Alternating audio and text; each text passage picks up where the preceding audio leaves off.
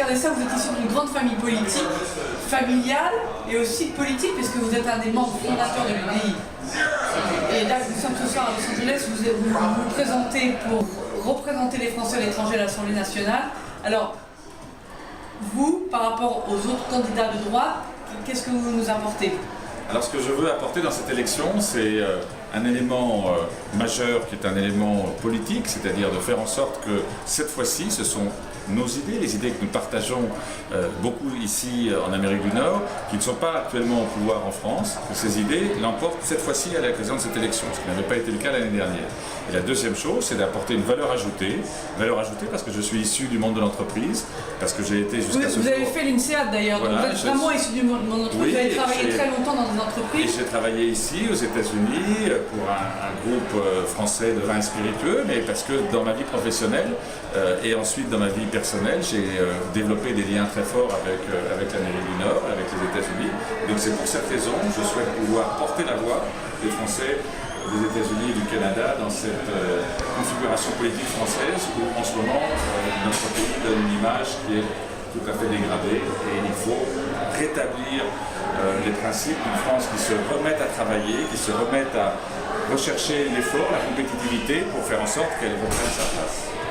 Et alors, si vous êtes élu, vous avez trouvé un système pour qu'on puisse communiquer avec vous. Il n'est pas un système physique, mais Internet où on aura une communication directe avec vous et votre suppléante. Exactement. Alors d'abord, c'est en renforçant le rôle du député suppléant ou de la députée suppléante, puisque en ce qui me concerne avec Séverine Boitier, il s'agit d'une suppléante. Je souhaite renforcer ce rôle pour faire en sorte qu'il y ait en permanence quelqu'un qui soit en Amérique du Nord, le représentant du député. Et la deuxième chose qui me paraît essentielle, c'est qu'effectivement, grâce aux moyens Internet, nous ayons régulièrement des occasions de rencontres, d'échanges avec celles et ceux qui sont établis ici en Amérique du Nord et qui peuvent vouloir accéder très facilement à leur élu national, à leur élu à l'Assemblée nationale.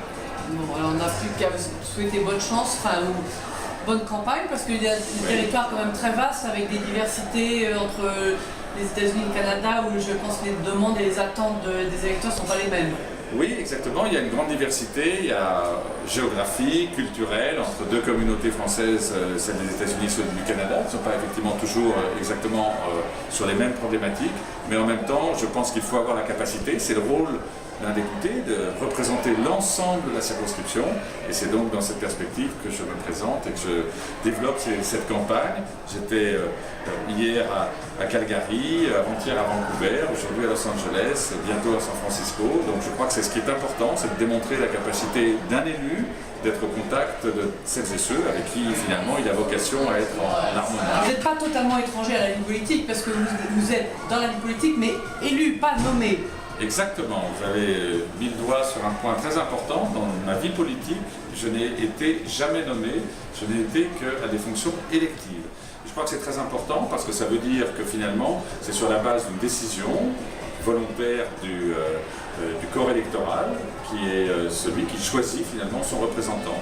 Et ce que je souhaiterais dans cette élection, c'est que ce soit sur les critères de représentativité, sur des critères de crédibilité, sur des critères aussi de politique, que ceux-ci fassent ce choix. Et en même temps, pour moi, c'est un lien personnel et un lien affectif très fort qui m'unit aux États-Unis. Mon épouse était américaine, née à Pasadena, tout près d'ici. Donc vous imaginez bien quelque chose qui pour moi a beaucoup de résonance, que cette campagne et que cette éventualité de pouvoir représenter les Français d'Amérique du Nord à l'Assemblée nationale. Le résultat le 6 juin. Le 8 juin pour le deuxième tour et le 25 mai pour le premier tour. Eh bien, bonne campagne. Merci. Merci.